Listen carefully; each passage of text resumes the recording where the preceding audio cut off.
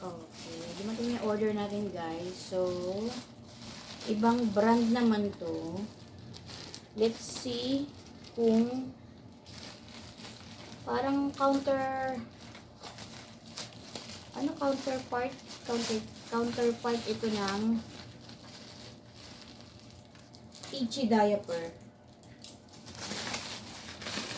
So, ito is 100 pieces. Nasa 420 ang bilga dito. Yun nga na kailangan mo siyang bayaran through GCash.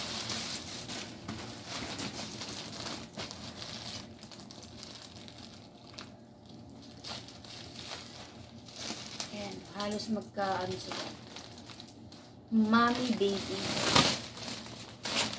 One large size. Ito yung tatak niya is mommy baby.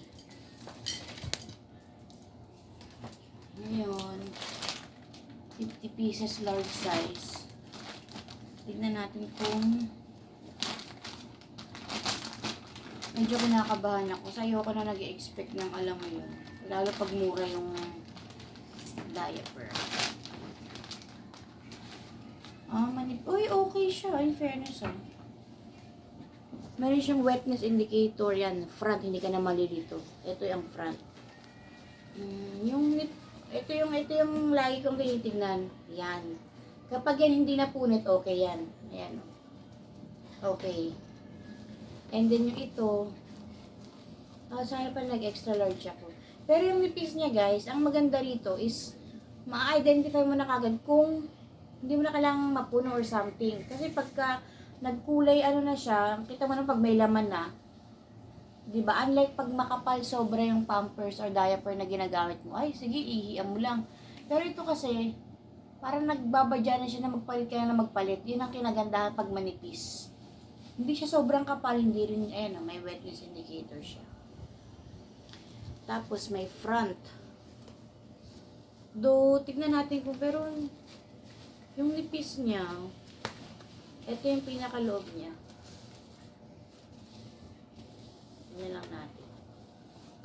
Ayan, maganda ito yung gusto ko. Kasi may nabilan ako, guys, talagang dusa.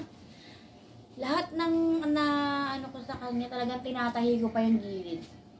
May mga tira pa ako dun, kaya ito okay na rin to. Yung sa, manipis lang siya. Goods na rin siya.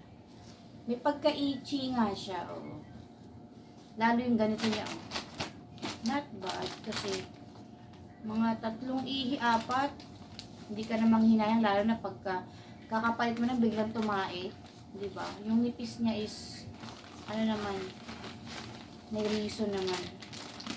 Ayos din. So, hindi ko na bubuksan tong isa, for sure, ganito lang din naman siya, di ba? Ayan. Thank you so much for watching, guys. Bye for now.